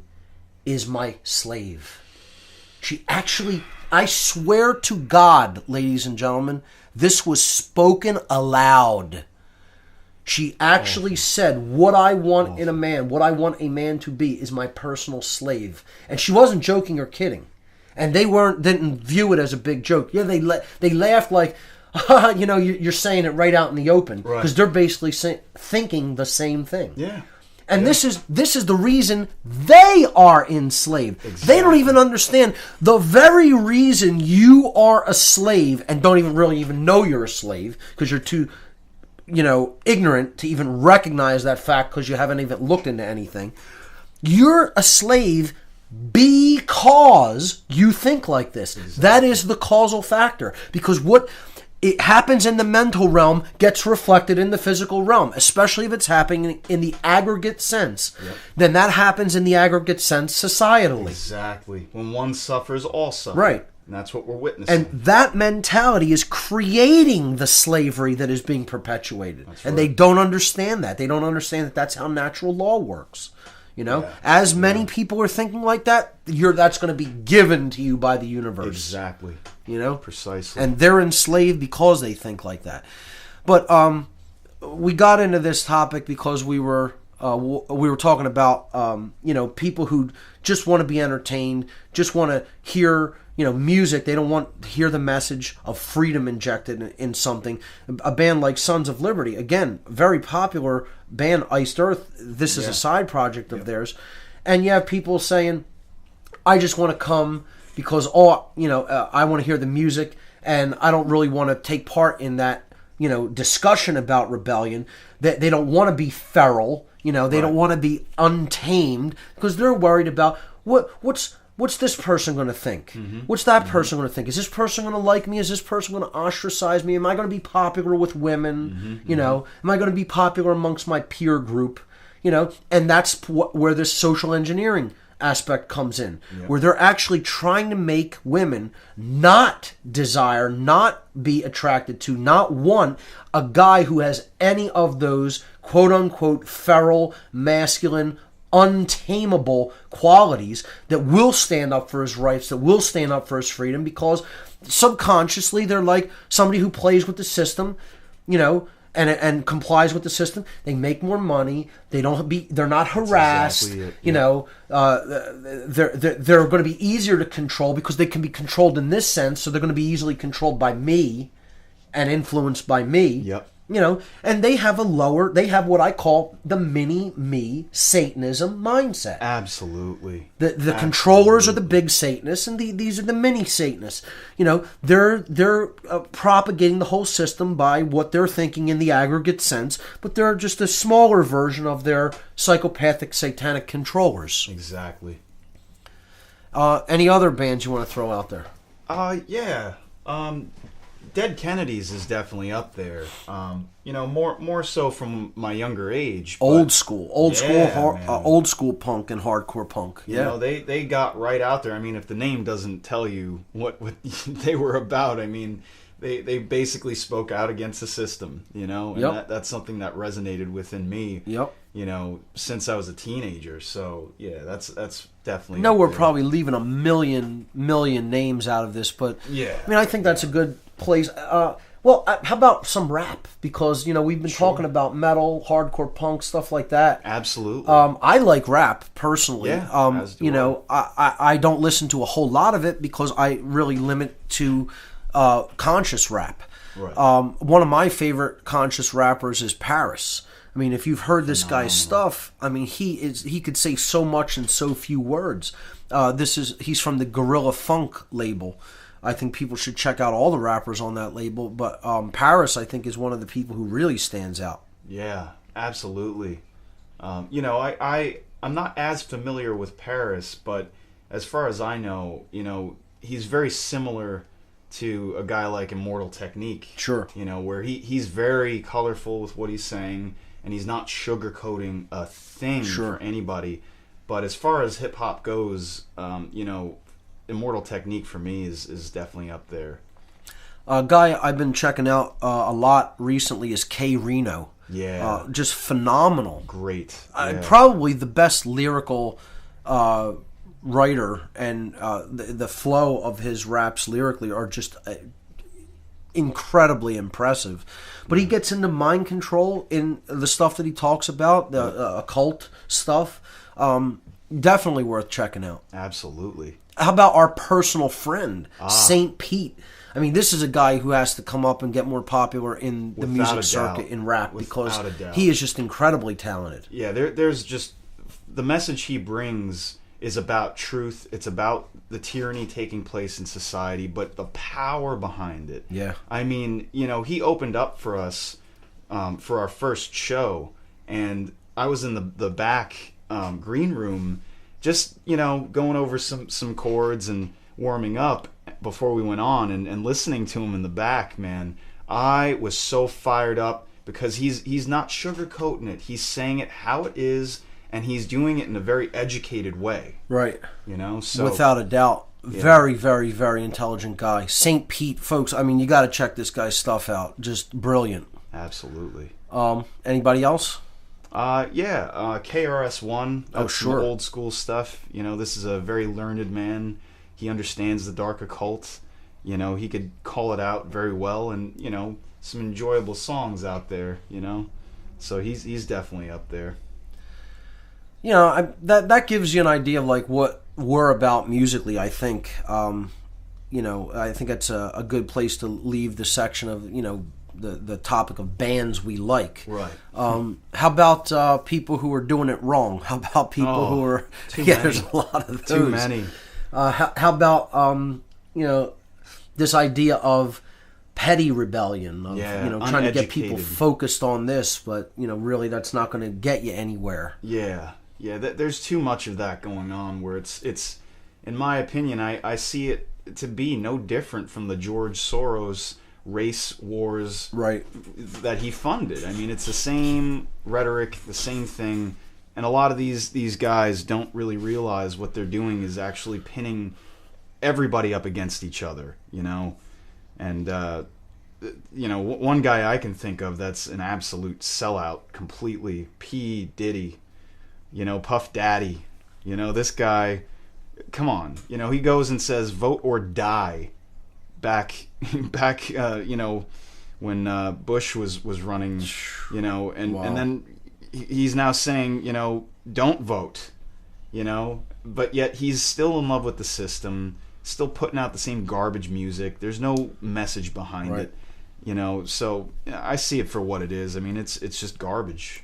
Just scenester punk rock, I always found a contradiction in terms pop punk. Yeah. I hate punk that rock term. is not pop. Yeah, exactly. There's nothing pop if it's about pop, you don't understand. It's not punk. That's right. That's right. You can't put those things together. They're oxymorons. They're diametrically opposed opposites. Now, a band we didn't discuss who I thought really had a phenomenal message of freedom early on, but then went in a completely different direction for many years. Now, I think they're very slightly beginning to get an edge back, is Metallica.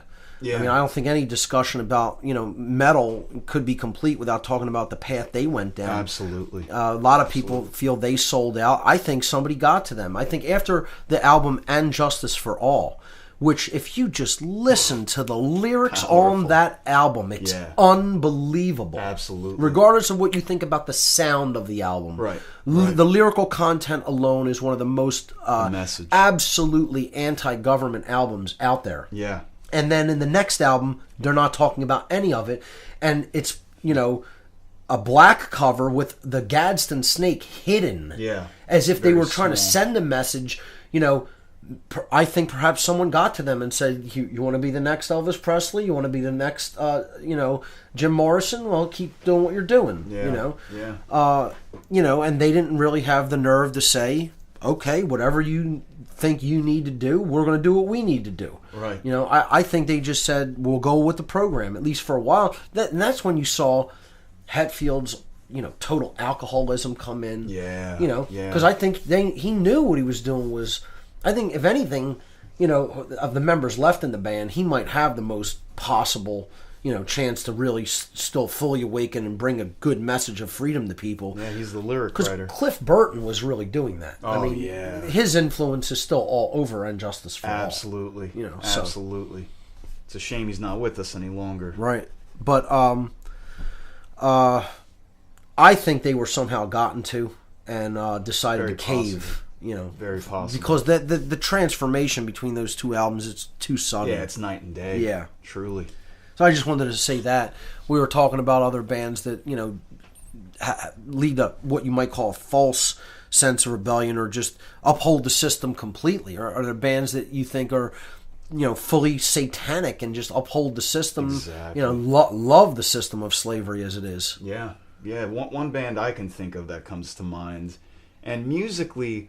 again, this is how it works, folks. I mean, they paint it the way they want to bring people in, they reel them in, and, they make it all seem like it has to do with rebellion and going against the system or, just being rebellious, period.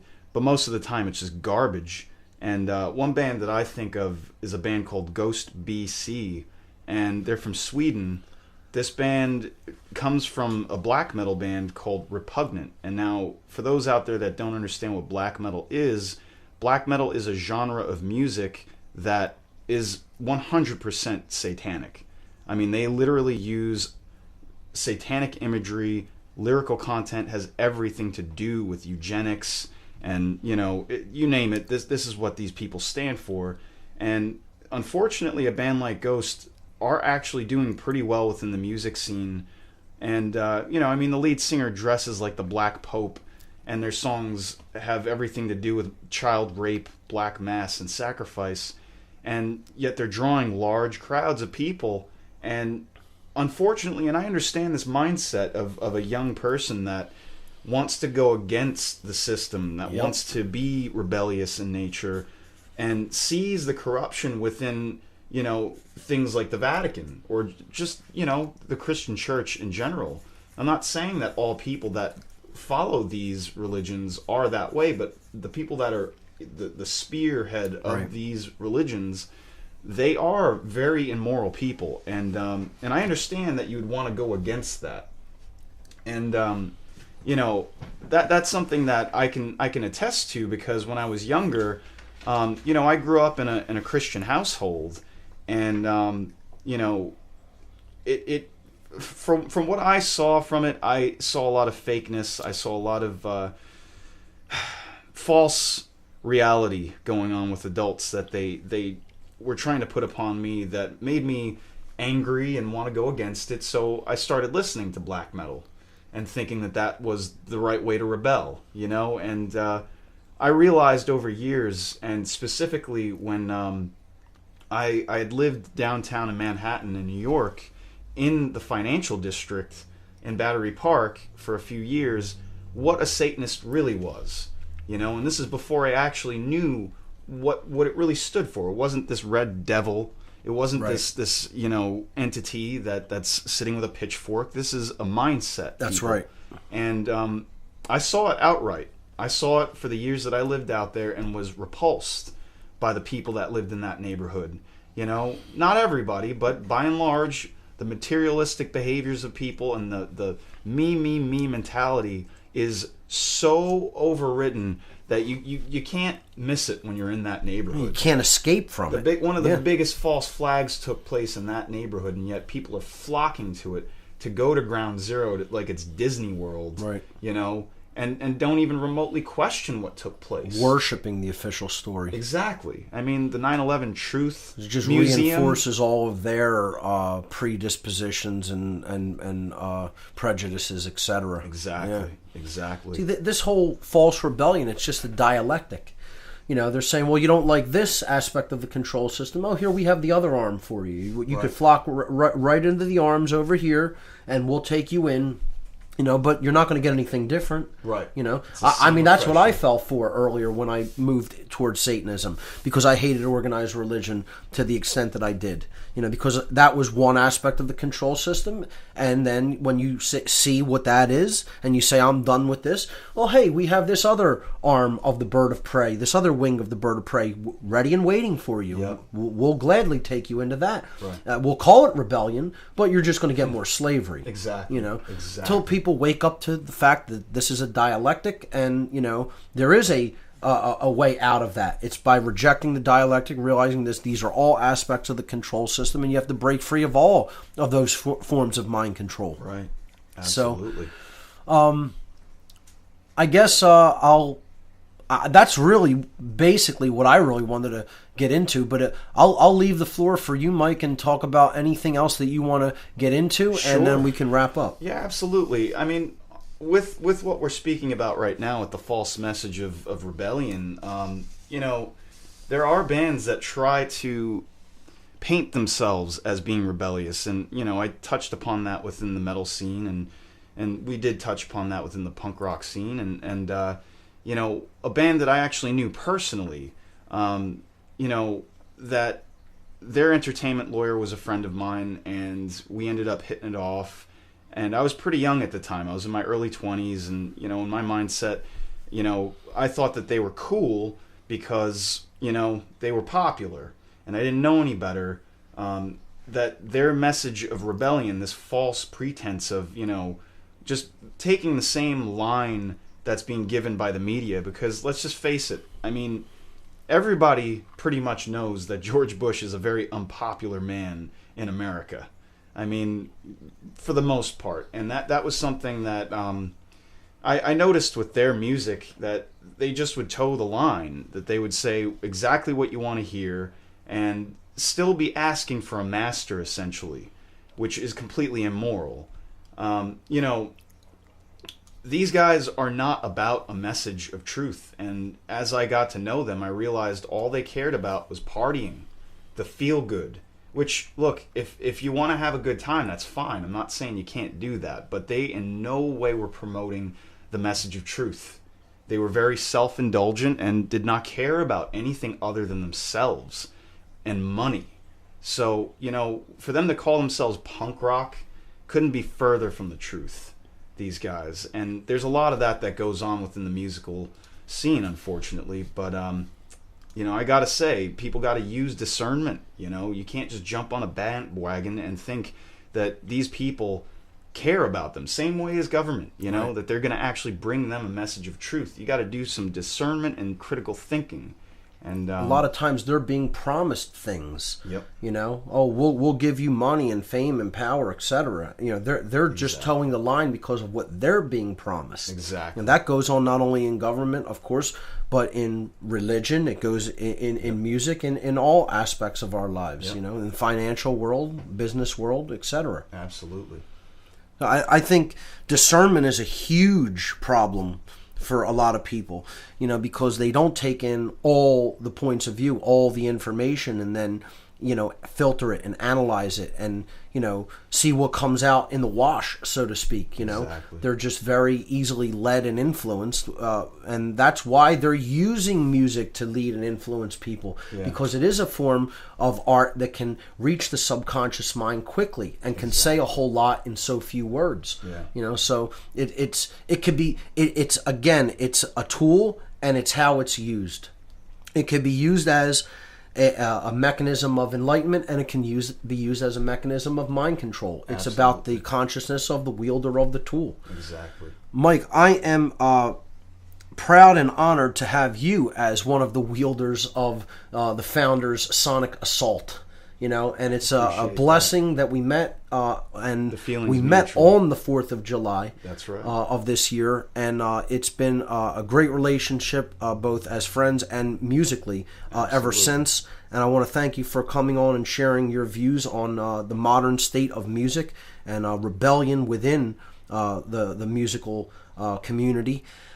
So thanks for coming on What on Earth is Happening, and we should do this again sometime in the near future. Absolutely. Thanks for having me, Mark. You got it. Ladies and gentlemen, Mike Thompson of The Founders. TheFounders.us. The most extreme 3%er hardcore punk band that you will ever hear, musically and lyrically. So come out to see The Founders here in Philadelphia on February 27th, Saturday night, February 27th, at Connie's Rick Rack in South Philadelphia. You could check out their website, conniesrickrack.com. Check out our website, thefounders.us. I'll be putting a poster up on thefounders.us and at What on Earth is Happening when I make it for this show. And don't forget, I'll be speaking live here in Philadelphia in February, be getting an exact date on that. It's going to be called myself and Jay Parker, both speaking live on the same day, full day seminar. It's going to be called Demystifying the Occult Part 2, Satanism and the Dark Occult. You're not going to want to miss that, because the two insiders into this world talking about what they know about what goes on in Satanism and the Dark Occult. Myself and Jay Parker. That's coming up in February in Philadelphia at the Ethical Society. And, of course, Free Your Mind 4, April 15th, 16th, and 17th, freeyourmindconference.com. Do not miss that biggest conference of its kind anywhere in the world. Ladies and gentlemen, you've been listening to What on Earth is Happening. I'm your host, Mark Passio. My website, whatonearthishappening.com. Thanks so much for listening. Have a great day, everyone. See you next time.